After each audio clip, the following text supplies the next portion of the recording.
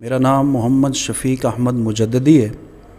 اور میں جامعہ سیدنا امام اعظم ابو حنیفہ رضی اللہ تعالی عنہ سانگلہ ہل کا محتمم ہوں۔ اسلام ایک ایسا خوبصورت دین ہے جو ہمیں انسانیت کے ساتھ پیار کرنے کا درس دیتا ہے، اور لیکن یہ بدقسمتی ہے کہ دوسرے مذاہب کے لوگ اسلام اور مسلمانوں پر طرح طرح کے ظلم و ستم ڈھا رہے ہیں اور ڈھاتے رہے۔ اس کی ایک بہت لمبی تاریخ ہے، لیکن سب سے پہلے میں آپ کو اسلام کا حسن بیان کرتا ہوں۔ ظلم و تشدد اور بربریت کو اسلام نے ہمیشہ کنڈم کیا ہے، اور اپنی تعلیمات میں قرآن مجید برہان رشید میں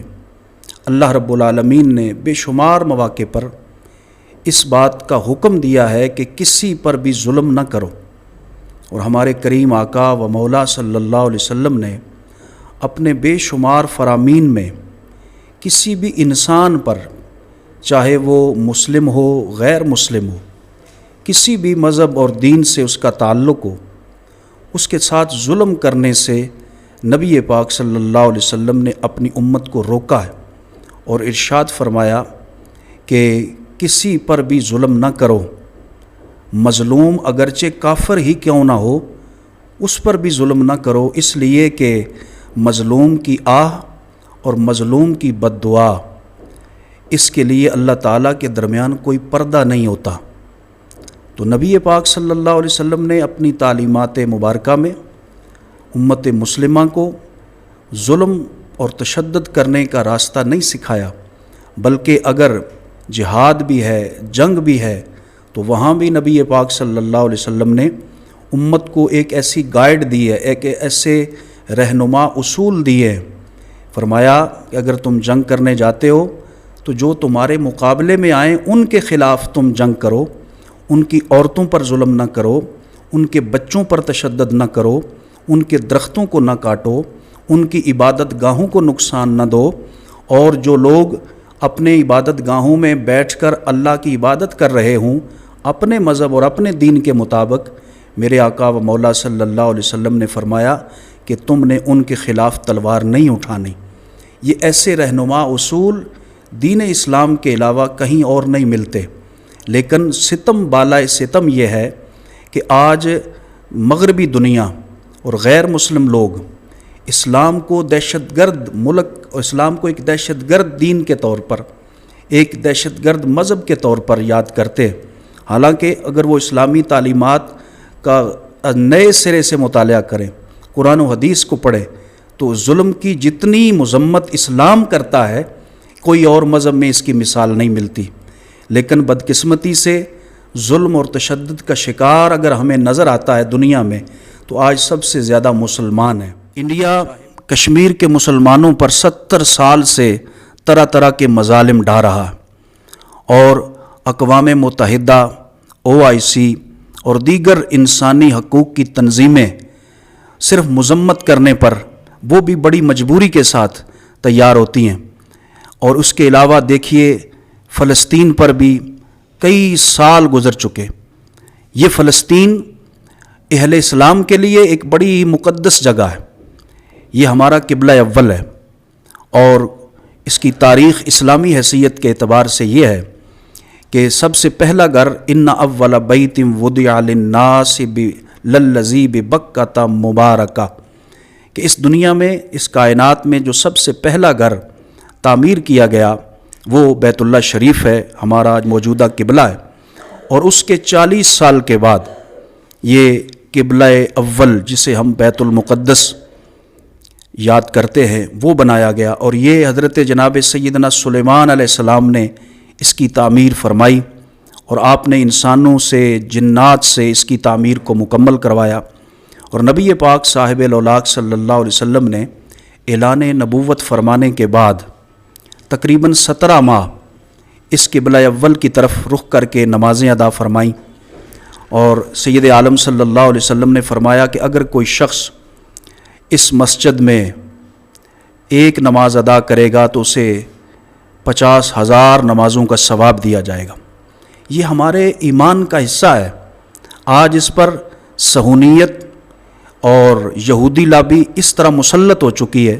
اگر آپ تاریخ اٹھا کر دیکھیں، فلسطین کے ہی وہ مسلمان تھے جنہوں نے یہودیت جب ان کو ہٹلر نے مارا، پوری دنیا میں ان کو غرق کر دیا اور ان کو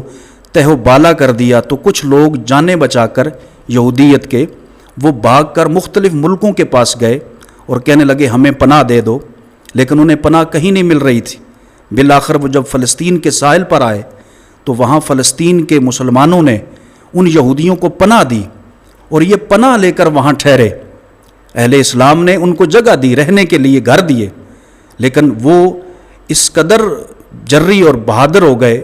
ظلم اور تشدد پر، اپنی جو ان کی ذاتیات اور ان کی جو نفسیات ہے یہودیت کی، کہ انہوں نے پھر آہستہ آہستہ پاؤں پھیلانے شروع کر دیے، سازشیں کرنا شروع کر دی، حتیٰ کہ اب یہاں یہ صورتحال ہے کہ فلسطینی وہاں فلسطین میں مہاجروں کی طرح رہ رہے، اور جو یہودی ہے اور صہیونیت ہے وہ یہاں قابض بن کر، ایک پرائے گھر میں قابض بن کر وہ مسلمانوں پر ظلم و تشدد کر رہی۔ حالیہ واقعات میں آپ نے دیکھا کہ انہوں نے، ایک ہوتا ہے فوج کے مقابلے میں لڑائی کرنا، لیکن اس نے بربریت اور ظلم یہ کیا ہے کہ وہ شہری علاقے، وہ اس معصوم جگہیں، وہ سکول، وہ کالجز اور وہ یونیورسٹیاں اور وہ رہائشی علاقے اور میڈیا کی عمارتیں، ان پر ڈائریکٹ بمباری کر کے ان کو نقصان پہنچایا اور اتنا ظلم و تشدد کیا کہ چھوٹے چھوٹے بچے ہیں وہ بیچارے بچ گئے، ان کی مائیں چلی گئیں، ان کے باپ چلے گئے، وہ چھوٹی چھوٹی بچیاں بلکتی ہوئی روتی ہوئی نظر آتی ہیں۔ لیکن اس ساری ظلم و تشدد کے نتیجے میں دنیا نے فلسطینی مسلمانوں کو کیا دیا؟ سوائے ابھی جو اقوام متحدہ کا ایک اجلاس ہوا، اس میں جی صرف یہ طے ہوا کہ جنگ بندی کر دی جائے۔ یہ جنگ بندی کوئی حل نہیں ہے، یہ فلسطین کے مسلمانوں کے لیے مرہم نہیں ہے۔ فلسطین کے مسلمانوں کے لیے مرہم یہ ہے کہ پوری انسانیت آنکھیں کھولے، اور بالخصوص جو اس وقت دنیا میں اسلامی ممالک کے حکمران ہیں، وہ ایک یگانگت اتفاق اور اتحاد کر کے اس یہودیت کے خلاف سینہ سپر ہوئے اور ان کو ظلم و تشدد سے باز رکھیں، اور اس کا صرف ایک علاج ہے، وہ ہے جہاد فی سبیل اللہ کو ترویج دی جائے، تاکہ جتنے بھی دنیا میں کسی بھی مذہب اور کسی بھی مسلک پر جو ظلم و تشدد ہو رہے ہیں، اس کی اگر کوئی اس کو روک سکتا ہے تو وہ اہل اسلام ہے، اور اسلام کا مذہب ان کو روک دین ان کو روک سکتا ہے۔ اس کے علاوہ جو دیگر جگہوں پر مظالم ہو رہے ہیں، لیکن فلسطینیوں کے مظالم پر دنیا کی خاموشی ایک معنی خیز خاموشی لگتی ہے۔ ہمیں کہنے میں یہ پھر حق بجانب ہے کہ اگر یورپی دنیا کا یا غیر اسلامی دنیا کا اگر کوئی کتا بھی مر جائے تو پوری انسانیت، پورے لوگ، ورلڈ پورا اس کے لیے آواز اٹھاتا ہے کہ یہ ہو گیا، وہ ہو گیا، لیکن کیا اسلام اور مسلمانوں کا خون اتنا ہلکا ہو گیا ہے کہ اس کے لیے کوئی آواز اٹھانے کے لیے تیار نہیں؟ یہ ظلم و تشدد بے شک بڑھتا ہے لیکن بالآخر رک جاتا ہے۔